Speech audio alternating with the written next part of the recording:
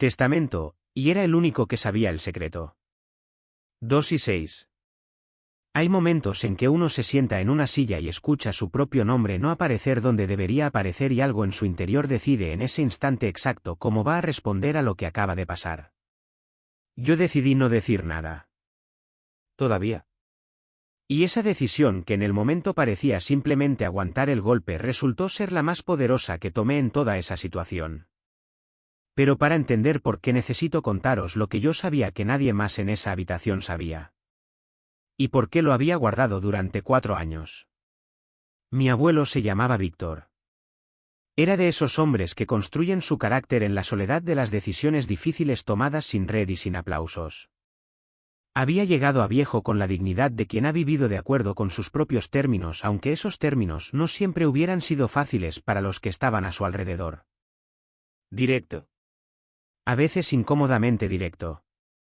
Con una forma de decir las cosas que no buscaba suavizarlas porque creía que la verdad suave era una contradicción en sus términos. Conmigo había tenido una relación que era de las más honestas que he tenido con ningún adulto en mi vida. No porque fuera perfecto ni porque la relación fuera sin fricción. Sino porque con Víctor lo que veías era lo que había y eso produce un tipo de confianza que la amabilidad calculada nunca produce. Me llamó hace 4 años. No para contarme cómo estaba. Para pedirme que fuera a verle. Con esa forma suya de pedir las cosas que no dejaba mucho espacio para el no. Fue. Lo que me contó esa tarde lo escuché con la atención de quien sabe que lo que está recibiendo va a importar aunque en ese momento no sepa exactamente cómo. Víctor me dijo que había hecho algo. Hacía muchos años. En un periodo de su vida que yo conocía solo de forma fragmentaria porque era anterior a mi existencia y porque las historias de ese periodo habían llegado a mí filtradas por las versiones que cada miembro de la familia había construido sobre ellas. Lo que me contó era sobre el patrimonio que había construido. No todo el patrimonio visible. El que la familia conocía. Las propiedades. Las cuentas que los herederos esperaban recibir. Había otro. Uno que nadie conocía. Construido durante décadas con una metodología que solo era posible para alguien que había entendido muy temprano que la única forma de proteger lo que uno construye es que las personas que podrían amenazarlo no sepan que existe. Me lo contó todo. No porque necesitara que alguien más lo supiera en términos prácticos. Sino porque había llegado a un momento de su vida en que cargar con eso solo le pesaba de una forma que el orgullo ya no le alcanzaba para sostener. Y porque había decidido que la persona a quien se lo contaba era quien debía saber. Me dijo que había una razón específica por la que me lo contaba a mí. Que lo vería cuando llegara el momento. Que confiaría en que lo gestionaría correctamente. Que no le fallara. Le dije que no lo haría. Lo guardé durante 4 años con la disciplina de quien entiende que algunos secretos son más seguros cuando los sostiene una sola persona. La reunión del testamento fue un jueves de noviembre. Éramos todos los herederos directos más algunos que habían ido ganando presencia en el círculo familiar con el tiempo. Mi tía Carmen con sus 2 hijos. Mi tío Rafael que había invertido años en construir una relación estratégica con Víctor que todos veíamos y nadie nombraba directamente. Mi primo Sebastián que tenía esa confianza específica de los que están seguros de saber lo que les corresponde. Y yo. El notario era metódico de esa forma que producen décadas de presidir estas reuniones donde el peso emocional y el peso práctico coexisten de formas que ningún manual de procedimiento describe completamente. Comenzó. Las propiedades. Las cuentas conocidas. Los bienes específicos que Víctor había designado con nombre y con razón en algunos casos. Mi tía Carmen recibía la casa familiar. Mi tío Rafael las inversiones principales. Sebastián y sus hermanos repartían las cuentas corrientes. Mi nombre apareció al final. El notario lo dijo con la misma cadencia profesional con que había dicho todo lo demás. Que a mí Víctor me dejaba sus libros. Su biblioteca personal. Cientos de volúmenes acumulados durante décadas que ocupaban las estanterías de su despacho con la densidad de alguien que había leído cada uno y que había guardado solo los que merecían ser guardados.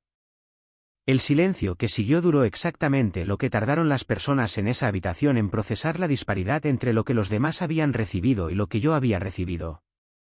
Mi primo Sebastián fue el primero en hablar. Con esa forma suya de decir las cosas que intentaba sonar casual y que tenía debajo una satisfacción que no se molestaba demasiado en ocultar. Dijo algo sobre los libros y sobre que era un detalle muy de Víctor. Hubo una risa pequeña. No de todos. Pero de suficientes. Yo no dije nada. El notario continuó con los procedimientos finales. Y cuando la reunión terminó y la gente empezó a moverse con esa energía de quien tiene cosas prácticas que gestionar, yo me quedé sentado hasta que la sala fue quedándose vacía. El notario fue el último en recoger sus papeles. Le dije que había una cosa más que necesitaba hablar con él. Me miró. Le dije que Víctor me había dado instrucciones específicas hace 4 años sobre algo que debería ser procesado en ese momento. Que tenía documentación. Que necesitaba que el proceso se hiciera correctamente. Le mostré lo que tenía. Lo que Víctor había construido durante décadas separado del patrimonio visible era real y estaba documentado con la precisión de alguien que sabía exactamente lo que hacía cuando lo construía. Cuentas en nombres que requerían ser transferidas. Inversiones que necesitaban el proceso legal correcto para ser accedidas. Una estructura que había sido diseñada para ser invisible hasta que alguien con la información correcta la hacía visible. Yo tenía la información correcta. El proceso que siguió tuvo sus propios tiempos legales. No inmediato. No sin complejidad. Pero real. Lo que Víctor había construido en paralelo durante décadas era significativamente mayor que lo que la familia había visto repartido en esa reunión. No en términos de propiedades visibles. En términos del tipo de patrimonio que se construye cuando alguien que entiende el dinero trabaja durante décadas sin que nadie esté mirando. Y me lo había dejado a mí. No a los libros que eran solo los libros. A mí. Con la instrucción de que confiaba en que lo gestionaría correctamente. Lo que pasó cuando la familia lo supo tuvo la textura de las revelaciones que reorganizan las narrativas establecidas de golpe y sin aviso. Mi tío Rafael, que había invertido años en construir su posición con Víctor, entendió en ese momento que esa posición había sido exactamente lo que Víctor había decidido que fuera. Mi primo Sebastián, que había sonreído ante los libros, encontró que esa sonrisa tenía un contexto que no había calculado. Hubo reacciones. Hubo conversaciones. Hubo intentos de cuestionar el proceso que el notario manejó con la misma cadencia profesional con que había manejado todo lo demás. El proceso era sólido. Víctor lo había construido sólido. Con la misma metodología con que había construido todo lo demás. Con mi nombre en el lugar correcto y con la documentación que hacía que ese nombre en ese lugar fuera inamovible. No tuve la conversación que Sebastián esperaba que tuviera. No la de explicarme, ni la de justificarme, ni la de entrar en el debate sobre si lo que había pasado era justo o no era justo. Lo que sí tuve fue una conversación con mi tía Carmen que fue diferente a las demás. Me preguntó si lo había sabido todo el tiempo. Le dije que sí. ¿Qué hacía 4 años? Me preguntó por qué no lo había dicho. Le dije que Víctor me había pedido que no lo dijera. Que había confiado en que no lo haría. Que no lo había hecho. Carmen estuvo en silencio un momento. Y luego me dijo algo que no esperaba. Me dijo que Víctor había hablado de mí de formas que no hablaba de otros. Que había dicho en alguna ocasión que yo era el único que escuchaba de verdad cuando él hablaba. Que en su experiencia las personas que saben escuchar son las mismas que saben guardar. Y que guardar bien era la habilidad que más valoraba porque era la más rara. Que aparentemente había tenido razón. Me fui de esa conversación pensando en Víctor. En la tarde que me llamó hace 4 años. En lo que me contó. En la confianza que había depositado en alguien de una forma que no tenía garantías formales y que dependía completamente de que esa persona fuera lo que él creía que era. Había sido lo que él creía que era. Y él lo había sabido. Lo había sabido antes de que yo lo demostrara.